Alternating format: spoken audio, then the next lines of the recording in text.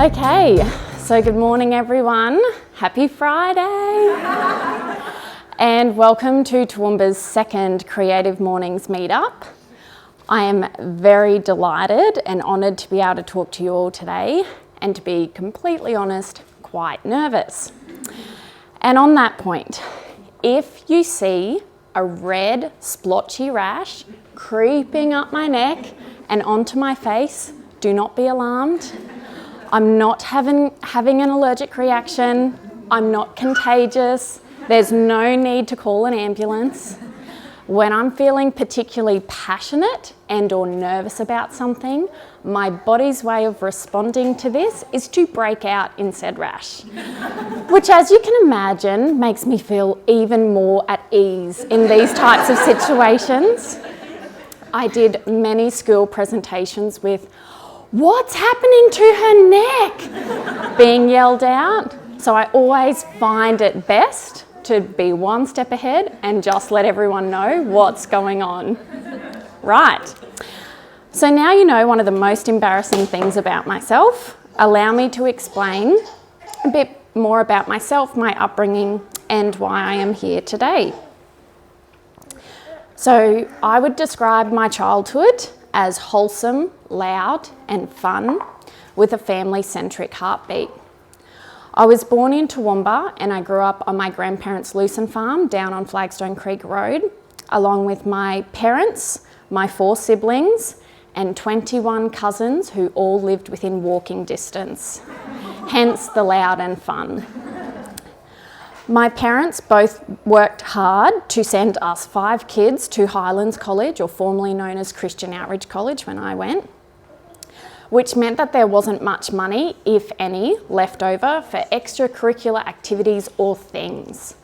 But when I think back on my childhood, I can't actually remember a time where I ever felt like I went without, although my mum, who's here today, would probably say the opposite.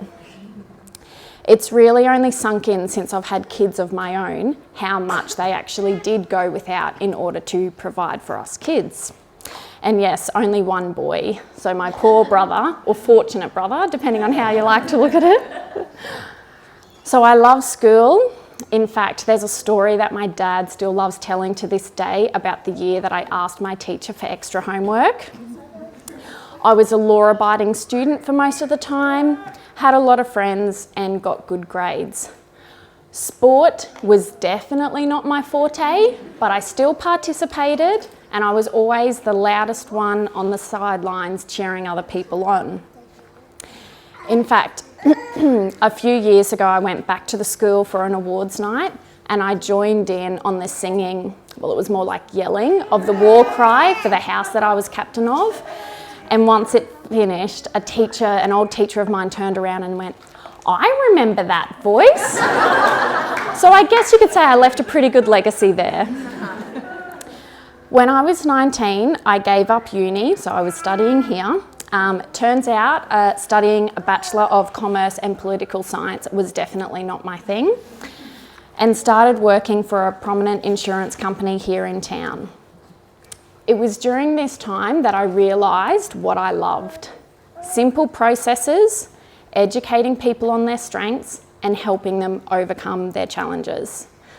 After 7.5 years there, I resigned and worked for local businessman Steve Claydon, where I brought all my knowledge from leading teams in a process-driven environment and started to educate local businesses with this. Then last year, while I was going a bit stir-crazy on maternity leave, I felt the push to start my own consulting business, and that's where I am today.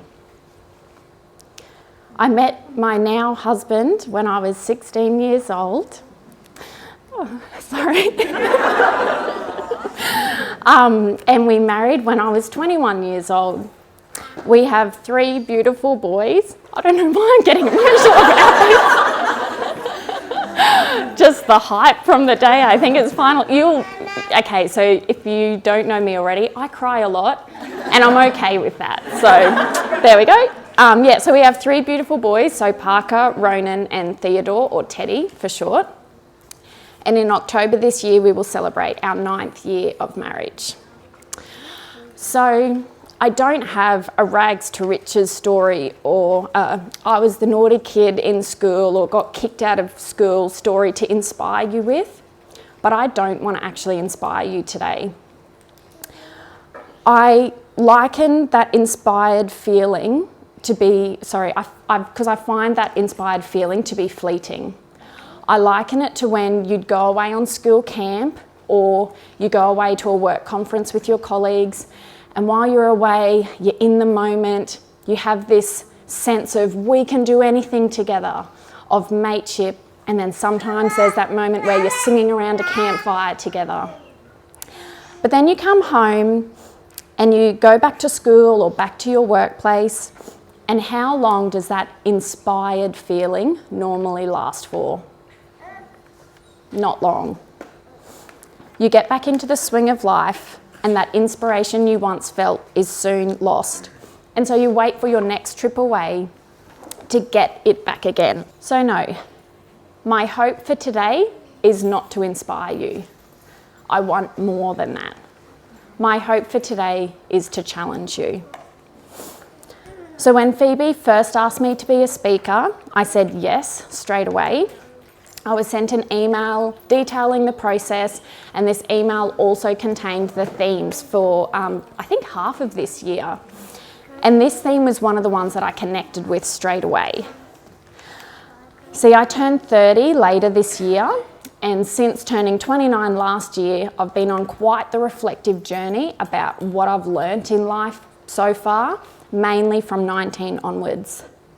And this has mainly been spurred on by the fact that I have 3 young children, and I wanted to know what key piece or pieces of information did I want to teach them about when it came to life.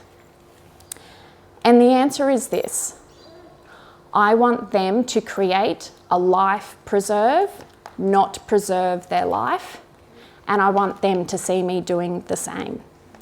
Let me explain what I mean by that. Okay, so the word preserve, like many words in the English language, has different definitions. So there's the verb, maintain something in its original or existing state, and the noun, a foodstuff made with fruit preserved in sugar. It's funny how your view and interpretation of a word can change throughout your life. I used to apply the word preserve in the verb form. Put simply, I wanted to maintain my original state. And that was certainly my viewpoint for the majority of my 20s, until I got to a point where I realised that it was not serving me any purpose. In fact, it was holding me back. So here's my recipe to create a life preserve that will hopefully help you understand why I am now choosing to liken my life to a jar of jam. And now everyone's going, oh, that's why there's the jars of jam out the front. Okay. So the first ingredient is me, meaning you, not me. Okay, just so that's clear. So you are the main ingredient, all of you. You need to understand who you are, including what you value. Now, this is something we can get stuck on because we're not very good at telling ourselves positive things or nice things or things that we're good at, what we like. We tend to focus on our downfalls instead of our strengths. We can also struggle with this because we associate who we are with what we do or our relationship or our status. But I want to ask you this. Once all of that is stripped away, so your work, your status, your relationship, who are you? Putting into words your values are one of the first things that I work through with my clients. I explain that your values are your guiding light. They are more than just big words painted on your office building wall. It's the way in which you operate on a day-to-day basis. And your values should be at the basis of every decision you make. One of the things I tell my clients when they're struggling to define their values is to think about what they don't like, which then in turn gives them what they value. So for example, You might not like it when people don't follow through on what they say they're going to do. So what does that mean for you? Maybe it means that you value honesty or reliability or integrity. It's important to choose words that hold meaning for you. During the writing of this speech, I became lost for words, which my husband, who is here today, can attest that this rarely happens, as I am not one to be short for words. And me being one who loves to analyse human behaviour and why we are the way we are, started asking myself questions to be able to determine what was stopping me and what was holding me back. And it turns out I was wanting to make myself easily digestible for you all. Make sure I was using examples that didn't pigeonhole me as just a mum, when in fact, there's actually nothing wrong with being just a mum. Motherhood has given me some of the greatest life lessons, and I honestly would not be standing here today if I hadn't experienced that. Motherhood has taught me more about myself, who I am, and what I value. I often explain to people when talking about motherhood is every time, this isn't just the first time you have a child, it's every time you have a child, it's like you get stripped back to bare basics. You are at the beck and call to this newborn who is relying on you for survival. So it is so easy to lose yourself. But there does come a day where that newborn fog lifts and you can start to rebuild yourself into a better person. And you take parts of you from the previous you that still serve you value, and you discard parts that are no longer needed. But that's your choice. You can either sit there and wallow about the person who you used to be, or you can choose to rebuild yourself into a better person. Making yourself digestible is also something that I see happen often on social media. People presenting a version of themselves that they think others will like more, or on the opposite end, there's people that share so much about themselves that they have no intimacy left in their life. And it is so easy to get caught up in the filtered Instagram life. But what I've found is when you're living a life that is different to the life that you're portraying on social media, it causes a disconnect within yourself, and that does not bring joy. That brings anxiety. And here's the thing, if we're not clear on who we are, our values, and if we're giving too much of ourselves or a digested version of ourselves to strangers on social media, we will never have enough of ourselves to create a life preserve. And like I said at the beginning, you are the main ingredient. So the next step is boiling pot moments. Now, whilst I said I have no rags to riches or challenging childhood stories to inspire you with, I've still had my fair share of what I like to call boiling pot moments. Boiling the fruit is an essential step in the making of a fruit preserve. Just as in life, we need these challenging moments as they are essential to our growth. I used to write in wedding cards down the bottom, to love, laughter, and happily ever after, until one of my sisters made the remark that there's no growth in happily ever after, and she's right. Looking back at my life thus far, there are key moments that I would call boiling pot moments that have shaped me today. Now, before I start to tell you some examples, I think it's really important to note that you can choose to put yourself into boiling pot moments, and then sometimes life throws you into the boiling pot. The first one that always comes to mind goes back to when I was 19 years old. I had just started working in a call centre for an insurance company. So this was my first real experience in the corporate working world. And remember, I said I had a great childhood and enjoyed school. Getting into trouble was not something that I was akin to, not even from my parents, because I was your favourite, right, Mum? My whole track in life this far was to remain the good girl. So here I am, a few months into my role, meeting or exceeding every key result area that could be measured. But there was one issue.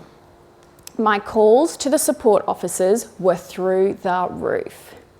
Now, you were only meant to call the support officers if you didn't know the answer to a question or if you had to escalate a call. Neither of these reasons was why I called though. And my calls went a little something like this. Hi, it's Amy, user 328684. I'm just calling to confirm the answer that I have in my head is correct. So my leader at the time raised this issue with me, and so I stopped calling the support officers and I started to ask my colleagues around me instead. A week or so later, my leader sent an email to my team, and every time I tell this story or think back to this story, I'm transported back to the seat that I was sitting in. The window was behind me, the glare was on my computer screen. I remember the moment that I saw this email flick up on my screen. And the subject in big capital letters was embargo. I opened up the email to see a big red stop sign along with the words saying, "From now on, no one in the team is allowed to answer Amy's questions. There is an embargo on Amy's questions." I burst into tears, which actually took my leader by surprise. We went into a room to discuss it all, and eventually we figured out that I was just confirming things so much because I was afraid of getting into trouble if I made a mistake. All it took was for my leader to explain to me that A, I needed to trust myself, and B, if any feedback came across her desk, as long as I was able to explain to her how I came to that conclusion, I wouldn't be getting into trouble. And also, that feedback is not a bad word. Feedback is important in being able to grow and develop. My confidence grew and I went on to become a leader myself and was employed by that company for 7.5 years. Without that boiling pot moment, I would not have started to be confident in myself. Now, without a doubt, the biggest boiling pot moments in my life to date would be becoming a mother. So I was 23 years old when I had our first son. I was in the thick of my leadership development, process, procedures, timing things, structure, all of which I am naturally pulled towards, had been my environment for the previous 4 years. So with that being said, how do you think I handled my first experience with motherhood? Bow. Tears upon tears upon tears, and heartache and frustration that my perfect relationship with my husband, my perfect structured life, had been thrown out the window and taken me with it. I kept resisting this challenge, this potential growth area, and it resulted in me crumbling, being disconnected, and diagnosed with postnatal depression. That snapshot of my life is the perfect example of me wanting to preserve my life. 20 months after having Parker, I gave birth to our second son, Ronan. Because this was our second time round, I thought I was prepared. But unfortunately, Ronan was unwell for the first 6 months of his life until we got a diagnosis and began treatment immediately, and he was like a brand new baby. To be honest, apart from Facebook memories, I actually do not remember the first 6 months of his life because I was that sleep deprived.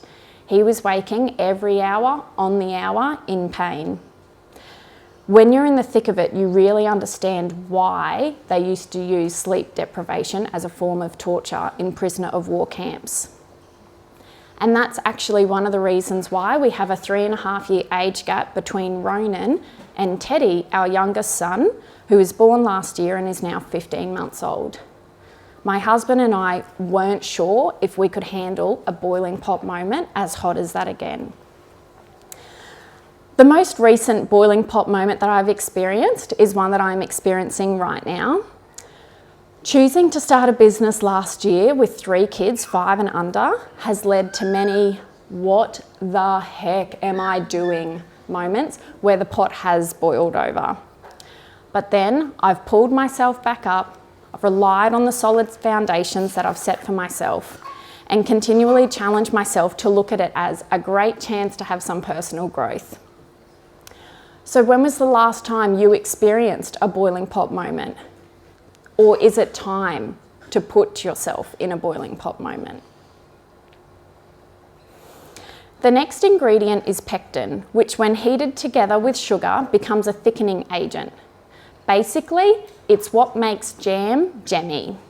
Without pectin, you would just have hot, sloppy fruit. Pectin does for your life preserve what it does for jam. Pectin relates to the environment that you're in, the people you're surrounded with. Are these people supportive? Is the environment that you're working in or the environment that you've created for yourself one of positive influence?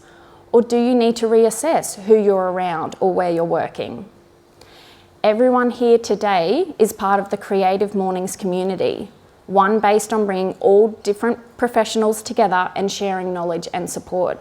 This is an example of pectin. So who do you turn to when you're a hot, sloppy mess? So we know who we are, we've been through our boiling pot moments, and we've made sure we're in the right environment and have the right people. The last ingredient of equal importance to the other ingredients is sweetness. No one wants to eat a bland jar of jam, and I certainly don't want to live a bland life. Now, I don't know if you've noticed, but there is a huge focus on materialistic treat yourself at the moment. A lot of marketings drive this message because we all deserve it. In my opinion and in my experience, I feel as though it's fostering this thought that we even need to treat ourselves for getting out of bed of a morning, or treat ourselves with a glass of wine at the end of each day for making it through the day. And this is not the type of sweetness that I am talking about. And in fact, if that is the only area that you can find sweetness in your life, then please reflect back on your pectin. Adding sweetness to your life is not just about buying yourself materialistic things, having a weekly spa day, or other expensive and sometimes extravagant things. Sure, these things are nice to buy every once in a while, and I will be the first to put my hand up to say that I do enjoy the finer things in life, much to my husband's dismay. But we need to rid the notion that this is where true joy and sweetness comes from. I would much rather have sweetness in my heart than sweetness in my closet. We can infuse much smaller, intricate pleasures into our life, like jumping on a trampoline with our kids. In our house, another way that we incorporate sweetness into our life is at the end of each day around the dinner table, we practice gratitudes. We ask each other, what was your favourite part of your day? And once again, to be honest with you, there are some nights where my husband and I may have had particularly bitter days, and our answer is this moment right now with everyone eating dinner. But that's why this simple practice is so important. It allows us to consciously choose sweetness when we may have had a bitter day. Just like jumping on the trampoline, it's also about letting the adult in you go and bringing out that alter ego that you created when you did not have a care in the world. And I'm not going to share her with you today because she is definitely not 7:30 a.m. professional talk material. I've got one friend that's like, no, bring her out. No. Adding sweetness is catching up with your friends, or going for a walk with your dog, or watching your favourite episode of The Office and laughing. As I mentioned at the start, I am from a big family, and this is not something that I take for granted, as I realise how rare this special family bond is. My dad is one of 6, and they all went on to have large families, and now we're all starting to have families of our own. Our head count at the moment is my grandma and grandpa Nindoff have 26 grandchildren and 30 great-grandchildren, with the 31st due any day. Every year for Mother's Day and Father's Day, as many of us who can make it meet at a park for lunch. And this has been a tradition that has been going on for as long as I can remember. For me personally, the sweetness I get from this simple tradition outlasts the pleasure gained from anything I could ever buy myself. So how are you adding sweetness to your life? And when you've had a day that has been bitter, what is your ritual you can create when you get home to balance out the flavour of your day? So thank you for your time this morning. I really hope that you've taken something away from my talk today. And to serve as a visual and tasty reminder, if you haven't grabbed a jar of preserve already, please do so. So they were kindly made by David, Phoebe's partner, he is a chef, okay? So you're not getting some like dodgy thing that I've whipped up in my Thermomix or something. So every time you use it or you see it, I want you to ask yourself, am I preserving my life or am I creating a life preserve? Thank you. Yes!